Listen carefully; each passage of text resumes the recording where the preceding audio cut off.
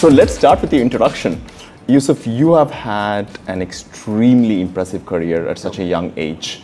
Talk us about the path that led you to your current role, being the CFO at Adnoc Drilling.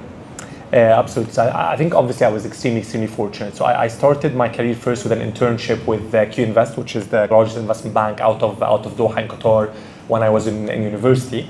And that effectively internship converted into a full-time opportunity with them. And again, for me, that again, being very fortunate here, that obviously an internship to a full-time is always easier than a straight full-time from the outside, right? And that theme has then stayed on, right? So I ended up then staying 4 years with Q Invest in Doha, and then one of my colleagues moved from Q Invest to Moelis & Company, which is basically the largest independent investment bank globally. So he moved with them into Dubai. So I moved to Dubai with Moelis, stayed there for basically 5 years first full-time. Ended up moving to one of my clients. So I was capital raising for Swvl and joined them as CFO in 21. Basically, we listed the business on NASDAQ in 22. In the meantime, continued my role with Moelis on a part-time basis. And as part of that, continued to work with my clients out of Moelis, including Adnoc, who I then ended up joining a year and a half ago full-time after moving my Swvl capacity into a board role. And I joined Adnoc first as CFO of AIQ, which is basically Adnoc's AI business, which we ended up merging with Presite, which is a listed AI company in Abu Dhabi. And then as part of that merger, transitioned into CFO of Adnoc Drilling. So I think just constantly been very fortunate to be able to make these inside moves, which I tend to think generally work much smoother and easier. I think there's only so much someone can give you after like a cold interview on Teams, but I think when it's from the inside, people have worked with you, an internship to a full-time, or like from one subsidiary to another, or from a client to an advisor, the other way around, all of this created these, let's say, warmer and easier inroads in a way. I think just make it sound a bit easier than it was. One of those highlights was not only being such a young CFO, but also being the CFO of MENA's first unicorn, which got listed in NASDAQ, which was a proud moment for a lot of startups to look up to it. And MENA's ecosystem is young. We are not Silicon Valley. So tell us about both the challenges and some of the key moments you had when you did that journey with Swvl. Absolutely. I think, as you're saying, right, because we're early in the entire community or ecosystem, however you want to call it, in the Middle East, we're basically going to have to go through all the goods and the bads and the ups and the downs that any community and ecosystem has to go through, and that's all part of the build-up, right? So for us, the main challenges was I would split it into pre-listing. Was obviously going public, as you said, was the first MENA unicorn to go public in the US, and hence obviously understanding the whole regulatory perspective and being able to work through that, especially that we're listing via SPAC, which is not the conventional listing structure. Add to it, we're a private foreign issuer, we're coming from outside the US, we're an emerging growth company, we're below a certain threshold. So all of this creates various complexities from a regulatory perspective to be able to get all the clearance, and that's a process that lasted with us around 8 months from July 21 to March 22 to be able to go out and get. So obviously, and for us, obviously, as the proudest moment in that is being able to conclude that process and being able to be in the US. And then obviously the biggest challenge after listing is how to navigate such a drastically changing macro and interest rate environment, right? So obviously Swvl at its heart is a frontier, or was a frontier business, basically, where it's all about people who can't afford private transportation in emerging markets and frontier markets, and how do you offer them a safe, reliable and affordable transportation to go to work and go to school. So as currencies collapse globally, as interest rates increase, as people pull out of emerging markets, as ventures scale back, how do you continue to operate in such an environment, right? And how do you move from the ultra high growth model to a profitable model? That's what base challenge. And again, that's part of that learning curve. Yeah, amazing. Let's talk a little bit about AI. When did you first hear the term AI? Do you remember? So I think the first time in a meaningful way was when I started fundraising for Swvl out of Moelis in 2019. And basically one of Swvl's like first pager pieces was machine learning. We basically generate stops. So Swvl is like an Uber for buses where the stops are virtual. So basically across any city you would have thousands of stops. They don't have signs. And these stops are generated with machine learning based on people. There's like 300,000 rides every day. So based on what people are moving, these rides get generated. So that was the first time, let's say, meaningfully I heard about. But at the time, AI was not the brand fancy name. So people were just saying machine learning or like describing whatever the actual function is. Right. I think for me at least, like 2020, end of 2022 with ChatGPT is very much more when AI as the umbrella became the hot fancy word that now is being used much more systematically. Right. And what was that key moment? Was it you using ChatGPT or something else when you realized that I need to now adopt this in my organization or in my department? And it was probably a combination. So end of November 22, you have the release of the ChatGPT for public, and obviously you have that massive fanfare around the world for it. And you see about OpenAI as a company, suddenly it's trending towards the $40 billion valuation at the time out of nowhere. So that's one thing. And then second, also when I got introduced to AIQ, which is Adnoc's AI subsidiary that I joined, which happened very shortly after in the second week of December 22. And all of a sudden Adnoc, which has been existing for tens of years and have all of these subsidiaries, the one it's now most excited and bullish about is this 2.5-year-old subsidiary Adnoc AIQ that again most people, including myself, have not heard about. And Adnoc basically sees that as the future and as basically the youngest kid and the most favorite kid, if you want, among the group who's about to embark on certain things. So, and as you said it in the beginning, it's all about growth, right? It's all about professional growth, personal growth, companies growth, individual growth. And if it's about growth, you want to catch the fastest growing and the fastest moving piece, because by definition, that can create the most growth for you, right? So it then became clear that this is the piece that's moving the fastest, right? That whoever is going to be able to capture it and fly with it, that's how going to propel you, right? And again, it's the same way that previous chain was the thing that will propel you, right? At some point was metaverse. So that will keep changing, and at every point is always going to be a theme, and you ride with that theme. Right. What are some of the tools that you use currently? Do you use AI day to day? We do. So basically we split AI into two. So we have the industrial AI solutions. These are built by AIQ. So these are like full fit for purpose solutions. Obviously have hardware integrations as well with the control systems on the wells. So these are very extensive industrial solutions, which then Adnoc Group companies use. And then we have the more like just corporate type AI use cases that we use. So for example, on the investor relations side, right, predicting buys and sells. So what we basically do is we upload our shared register into ChatGPT and basically ask it based on public information to prioritize which investors to engage with based on probabilities of buying and selling. So Chat scans the register, sees in this register who have been buying or selling other energy and drilling companies, and hence who are most likely to increase or reduce their positions, and then prioritizes engagement accordingly. On M&A, for example, on target identification, right? So basically uploading your strategy, which is again public in a way, and then basically asking for which companies globally would most fit the bill based on strategy. So that type of thing. Right. And when you think about from the moment that you first used ChatGPT, say when it released a couple of years ago until now, how has your approach evolved in the last couple of years up until today? I think obviously the main learning is to be specific, right? I think that's probably our own main learning with ChatGPT in general. You think you're just going to type very generic and you're going to get an answer, and you get something back that's very frustrating and doesn't really take you anywhere, right? And I think with time, you learn how to be extremely specific in the question you ask and in the prompting. And that's why when you look at the most successful startups, like in vertical AI applications, it's the ones who have really built a lot of engineering around the prompting, who have really built the knowledge base that allows them to reconvert it. I think originally, if you look at 2 years back, we were hearing mostly about fine-tuning the AI models, right? And how that's the next thing. And very quickly, it was clear that it's actually largely a challenge effort, because OpenAI keeps releasing newer versions very quickly, and what you fine-tuned is now not usable anymore because of the leap they made. And it became clear that what's much higher ROI is if you're able to build your own knowledge base, your own prompting, and you're able to use the last model as is, but then overlay that layers allows you to ask a question or convert the question that the general user is asking into something that is way more specific, that understands the data structure of the databases you're reading from, and hence being able to get much more meaningful and specific answers. And that's a much more surviving business model than the classic wrappers and fine-tuning and reinforcement, etc. No, absolutely. Karuna and I were part of the Y Combinator batch in winter 23. So it was like GPT was like, it got the craze, and almost half of our batch, like 125 companies, I would say, was focused on just building wrappers and fine tuning. And then 6 months later, when OpenAI came up with the next version, they had to pivot. And Sam Altman said the exact same, don't do that, don't try to make our previous model before. Yeah. And 48 hours later, now you have the new version, which again is going to do the same cycle on ChatGPT 4, right? So it's that continuing cycle. Personally, what do you use day to day?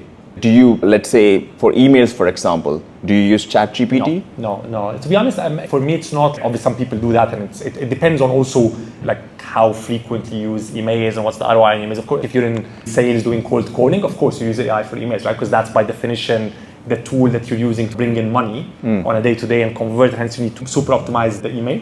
For me, it's not necessarily to that level of minute to minute. Yeah. But we see a lot of, for example, as Adnoc Drilling, we keep creating subsidiaries, right? So a lot of that branding exercises of naming, a lot of these suggestions came from ChatGPT, right? Because again, I think it's these efforts where it's a high return, right? You're going to end up with M&A targets, you're going to end up with investors, you're going to end up with brand names, you're going to end up with something. And obviously for each industry, what high value is going to be different, right? So for someone, definitely emails can be high value. So I think it's all about identifying what really moves the needle for yourself or company or industry. And then these are the things that make sense to ask the most. Yeah, absolutely. I mean, AI is a huge buzzword right now. And when you think about areas where we need to be a bit cautious in the way we do it, one thing is that I've noticed is like I can actually sense when someone replies to my email with a GPT answer, I can sense it. I'm like, okay, it puts me off a little bit. Could you give us some examples on what are the areas in which we need to be cautious about AI at this moment? So obviously, so to your point, one, it tends to be fluffy, right? Like if you think about anything that's coming out of ChatGPT, it tends to be a lot of big words that are relatively synonymous, and it tends to be a little bit less direct than you would otherwise expect from a person writing. And that's why, to your point, it appears obviously you now have a flood of AI content generation, right? Which obviously in a way it's great, right? Because it creates a flood of content which is helpful for people to consume, right? So in a way, it's another level of proliferation of content, but obviously makes your content more difficult to stand out by anyone. But also, I think it then will create an appreciation when you have something specifically that's written in a unique style, you will stand out. Because ultimately then if it's all like relatively similar and then there's something that's more direct. So, but again, build a style on top of it. Because I think also one of the things that differentiates all of us, ultimately everyone has a unique style, right? A unique style in writing and communicating and coming across, etc. And that's part of the things that allow you to have a character and have that presence in a way, right? So it also, if everything becomes just extremely robotic in nature, it does also affect that ability to stand out. Yeah. So you would have implemented multiple initiatives. You gave some examples earlier. What were some of the most successful ways in which you have implemented AI, and what are the benefits you have got at Adnoc? Yeah, I would probably say for AIQ, the most successful implementation so far is the Smart Eye, which is product, which is basically smart cameras. So now basically all the vessels and ships across the Adnoc fleet, their cameras are basically linked with a computer vision on that camera feed to pre-identify any probability of an accident coming from being in a restricted position, not wearing the right outfit, having more than the allowed number of people, so all the different things that can lead to that. And then the good thing about AI is, again, you set the initial number of rules, but then AI is self-learning what else typically precedes an accident, and hence how to pre-alarm. So I'd say probably that's the most successful from an industrial AI solution that's fully implemented. Absolutely. I am sure some people listening to that answer would think, so AI is going to start monitoring me instead of my boss and going to send an email automatically to my boss that I'm not doing my job well. How would you answer those concerns? Yeah, look, you can have a camera everywhere with someone looking at it, or you can have a camera with an AI running computer vision on it. So at the end of the day, AI is nothing but an additional automation intelligence that creates incremental efficiencies. It's all about the attitude of the organization using it. Yes, maybe it makes surveillance easier and cheaper than it otherwise be, but in certain parts of the world you have surveillance regardless of whether there was AI or not, right? So I think it is a train that's moving ultra fast, and it has the opportunity to create opportunities for everyone. So of course, that can be worried about what it can create, but the much more important thing for me is let kind of the policymaker and people in like ethics, etc., worry about how it will change the world and how we need to protect ourselves from like a robotic world, and let us more as individuals jump on how can we create personal benefits day to day. And some of these personal benefits will come from using it, but some of them come just from championing it, right? Because at the end of the day, you don't have an actual champion in organizations for AI, right? Because 99.99%, which are just organizations, they don't necessarily have a technology, let alone AI. They have an IT, right? Maybe some have technology, maybe some don't, but definitely not an AI. So it becomes about who's the person in the organization who's going to be able to come in, champion this, run with this, etc. So for me, yes, it's important to think what are the use cases, how do I use it in my daily life? But there's almost a parallel angle with whether, regardless of how much I use it, some other people can use it, and the organization needs to use it, and the organization needs to be seen. And whoever in these organizations will champion its utilization, will champion the look and feel using AI, will end up benefiting from this inside the company and from a career trajectory, regardless of necessarily the second piece or in parallel to the second piece. Right. Amazing. I want to ask a question on behalf of many people. So we have a lot of people from the finance community here, CFOs, head of finance. For people who haven't really immersed themselves so far, for any number of reasons, and McKinsey did one research among MENA companies, and they found that marketing and sales is the first function to adopt AI in MENA, and finance is the last function to adopt AI. So what would be your advice to the finance community here on where should they start? How should they immerse themselves? So I think a couple of points. I think the first thing, before we get to how are we going to use AI inside finance, think first about how finance can be the champion for AI inside the organization. If you go a few years back, sustainability and climate and ESG came up as a massive theme. When it came in, there was no natural place inside the organization to sit because there's no history. Fast forward to today, if you map organizations around the world of how they handle sustainability and ESG, you have equal probability of it being handled in very different places. Some ESG sits within finance because there's a view that it has a lot of reporting, audit, data. There's now carbon disclosures, carbon accounting, which kind of makes it fit there. Some people put it within strategy because ultimately it's part of future proofing, it's part of getting to net zero, etc. Some people put it within communication because ultimately it's all about explaining to the world how am I ESG compliant. Some people have a special function under the CEO, etc. So ESG was an opportunity for finance to expand its scope and not only do the more classic finance. So it's really about how can finance functions constantly expand the remit to include as many things as possible to expand the role within the wider organization. So I see it the same way as with AI. Before we get into how you're going to use AI as a finance, can we become as finance the champions for that organization and build a presence for that and make sure that finance is now part of more conversations, because there are AI conversations that finance may not have been invited in, but now they're not invited in their finance classic capacity, but in AI. I think that's really step one. And then step two becomes, okay, how can I use it inside finance itself? And here again, it becomes, how can I create the most impact and PR and etc. So you want to try to go after these two things. How can I take initiatives where I can put a dollar value on? Because then AI is also expensive. And then how can I position in the right way and storytell in the right way? Like if you think about the cost you're paying for compute and the subscriptions, it's expensive, it's not cheap, right? And that's if you look at the last 2 weeks when kind of suddenly the AI stocks crashed and Nvidia came down to touch almost 100 and below 100, the concern was, okay, Meta and Google and Amazon are paying all of this money to Nvidia, but at the end, they're not charging their clients yet for it. And where is the ROI on this, right? So it's an expensive undertaking, and if you don't show a dollar impact for it, it can backfire pretty quickly, right? And hence going after these highest dollar initiatives as soon as possible becomes important. No, absolutely. Finance continues to evolve, and so much more work seems to be getting added to the finance department. Absolutely, and that's why I love your guys like series, the CFO Chief Future Officer type, because again, I think this is exactly how you think about finance, right? It's about value creation, it's about shareholder maximization, it's about strategic finance, and hence anything that adds value is finance in one way or another, right? So I think that's why I love the series you have on that. So keeping that future in mind, and knowing what you know on how AI has evolved in the last 2 years, which is crazy, how do you see AI evolving from your perspective in the next 5 years, both for finance as a function and for the whole organization? Look, I think in general, for me, obviously the biggest themes which are very interesting, one is obviously on the trading side, right, and algorithmic trading, etc. I think if you look today at the volatility in the market, I think it's probably the highest levels we've seen in an extremely long time. And that shows just the ability of this constant technical trading that has become really the key driver of markets. And this constant technical trading off the back of interest rates, off the back of carry trades, off the back of arbitrages around the world.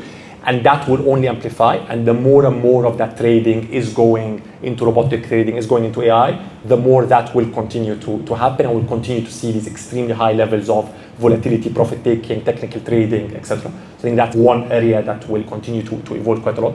I think another area of finance to evolve a lot is analytics. So everything that has to do with FP&A, with strategic finance analytics, all of that will have to ultimately be fully automated, right? It will have to be fully automated in a predictive analytics ways, right? Where you're basically constantly alarming and alerting people to this, you're expected to miss here, you're expected to drop here, etc., and getting people to action that way. And that's one of the biggest areas where AI will play a role. I think a lot of the more mechanical works around financial modeling, etc. Again, if you today, just you can see the speed if you try to upload a financial model to ChatGPT and ask questions and to give you feedback, etc. Again, it's becoming extremely quick from that area. So I think a lot of further automation, and that we're seeing also outside finance. Like if you look at one of the biggest teams outside finance in the AI space is humanoids, right? Is the human robots who for the first time are not going to be rules-based and basically a robot that you put in a factory and you tell them what to do, but rather robots that you put who observe what human beings do and they learn, right? And that automation is happening extremely fast. It's unstoppable. I think you've all seen that with the last OpenAI announcement, the percentile scores for the latest version of the model in like the mathematics Olympics, etc. And it's clearly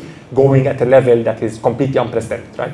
And hence, I think it will definitely make us evolve much more towards the mechanical work is becoming really more difficult for someone to differentiate themselves, right? So whatever the technical skills we all have, this technical skill, just AI is catching up extremely quickly, right?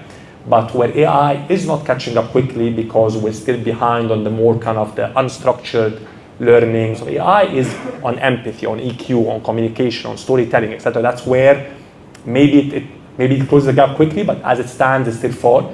And hence, the more we're able to lean on that side and kind of differentiate from that, the more that is needed for longer, as opposed to things which, yes, AI is disrupting at kind of unprecedented speed.